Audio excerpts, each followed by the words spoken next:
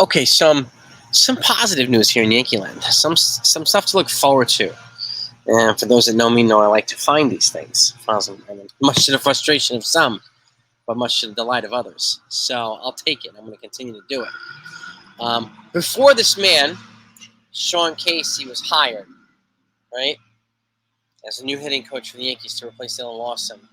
Before he was hired, the Yankees were ranked 20th in Major League Baseball, with one walk every 11.9 plate appearances, and they were seeing about 3.86 pitches per at bat.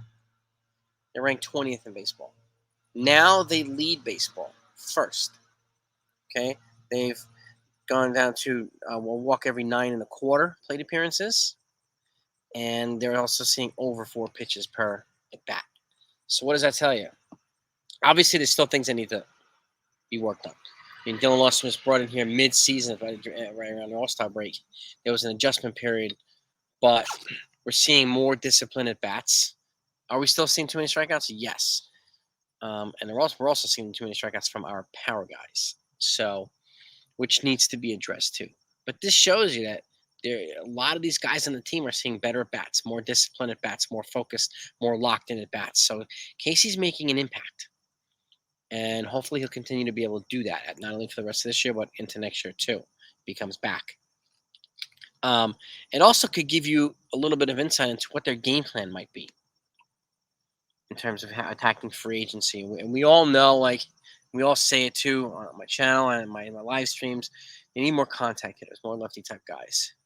And I said this too, contact hitters slump less often and for shorter periods of time. So, and they set up, okay, the power guys. And they force pitchers to be more friendly to the strike zone when it comes to the power guys, because they don't see as many pitches usually as the contact guys do. So, and Sean Casey said this himself, okay? Teams with the best batting averages are the best teams, like the Braves, loaded with contact hitters who also can hit for power. The contact hitters put themselves in a position to hit for power instead of just simply relying on it, okay? And it teams with the worst batting averages are the worst teams, like the Oakland A's. Batting average matters. So does OPS, so does a lot of these other things, WAR and everything else. Batting average does matter. It is relevant, okay? But it is important to factor in these other things too. And the fact is too, teams, when you're in the playoffs, you're going to see other teams 1, 2, and 3 starting pitchers. You're not going to see their 3, 4, and 5s. So what does that tell you? We're going to need more contact hitters. The Yankees, which is a great reason why they're, and it's great to see why they're scouting Jung Ho Lee from South Korea and some of these other guys as well. So, if we get more contact hitters here, it sets guys like power guys up like Judge to make some impact, drive some guys in with, have an opportunity for 3-run home runs instead of solo home runs and things like that. And again, if these contact hitters are getting on base, the pitchers have to be more selective. They have to be more disciplined when they're throwing to the power guys. So the power guys are going to see more pitches in the strike zone. So the way it sets up is nicely. If the Yankees take advantage of this, and when they had their best teams, they had relentless contact guys. They kept putting the ball in play, whether it was a walk or a hit, no matter what the hell it was. There were constantly guys on base, giving opportunities for dudes like Scott Brocious or Tina Martinez or whoever to go deep. But they were still contact hitting guys too. Bernie Williams was one of the better contact hitters who also hit for power. So, again, the contact hitting skill set cannot be underestimated. And again, when you're deep into the playoffs, when you go into the playoffs, you're going to see teams' best pitchers. And we have to have the right guys on the roster and at bat in order to put ourselves in a position to win some of these games. Okay? The Yankees currently, as constructed, are better facing teams 3, 4, and 5s than they are teams 1, 2, and 3s. They get exposed by top-notch pitching, which is their main reason why they've got to invest in contact hitting. But it's also a good sign that Sean Casey's bringing out better at-bats in a lot of players. Okay? The power guys still need to make improvements. But they also need to be surrounded by more contact guys. So that's the GM's job is to get the right players, not only on the roster, but here on the field, so that they're fielding the right team and fielding the right lineup. So the Yankees maximize their opportunities. So, it's got to go hand in hand, in my opinion. Whoever the GM is, if it's Cashman or if it's someone else, they've got to bring some contact hitters. They've got to set the lineup up, build the lineup effectively, build it intelligently, methodically, a combination of the three.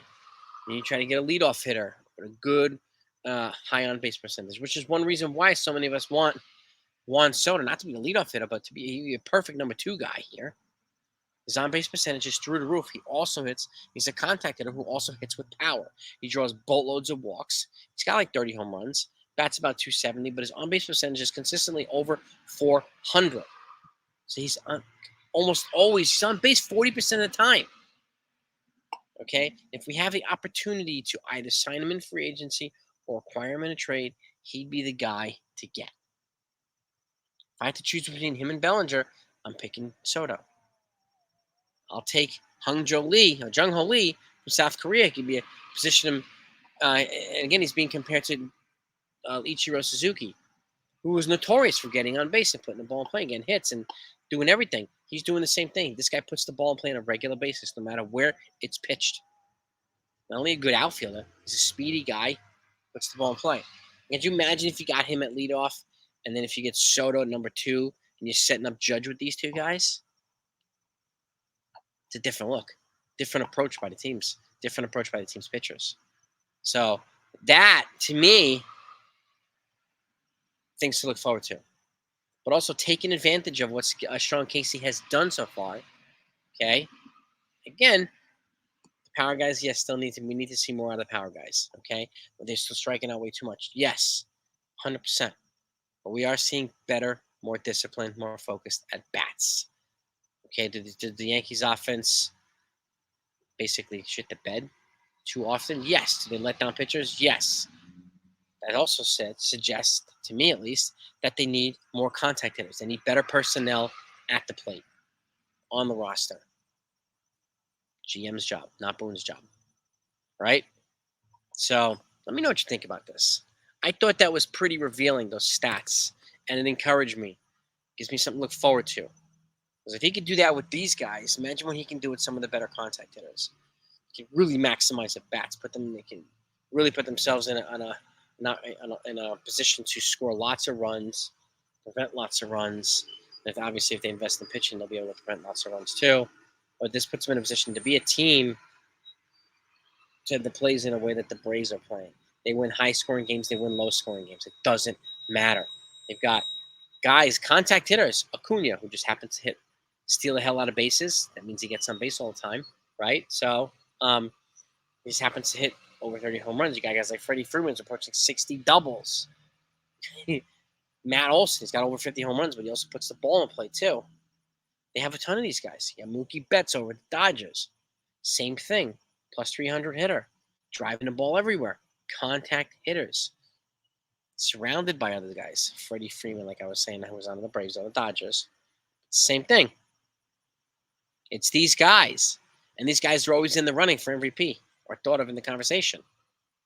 It's repeat every year. These guys are contact hitters who are aggressive, who also happen to hit for power because they're contact hitters. They take advantage of pitches, take advantage of good pitches, they take advantage of bad pitches. They put themselves in a position to be aggressive. And the Yankees need to invest in that a lot more. So you let me know what you think. Load up the comments, okay? And we'll talk about this more. So make sure you subscribe to this channel if you haven't yet. So it not only means the world to me, I greatly appreciate it, but I want to make sure that you're in on everything and you're part of these conversations and live streams. Your insights are always welcome. And our conversations and our live streams elevate the conversation across the board. I learn from you folks just as much as you learn from me. So I'm going to keep it that way. We're going to keep elevating this. Our goal is to get 20,000 subscribers by the end of the year. See if we can get there. Your support's greatly appreciated. So, but let me know what you think of those stats. Are you encouraged by it? Do you think Sean Casey will be back? Whether Boone comes back or not. So, and if he's not, who would you bring in as hitting coach? I know a lot of people saying Don Mattingly and so on, or Don Mattingly for manager. We don't know. No idea if he wants to do that or has interest in that. So, but Sean Casey's done a pretty credible job so far. Based on what he has to work with, he's done a pretty credible job. So let's talk about it.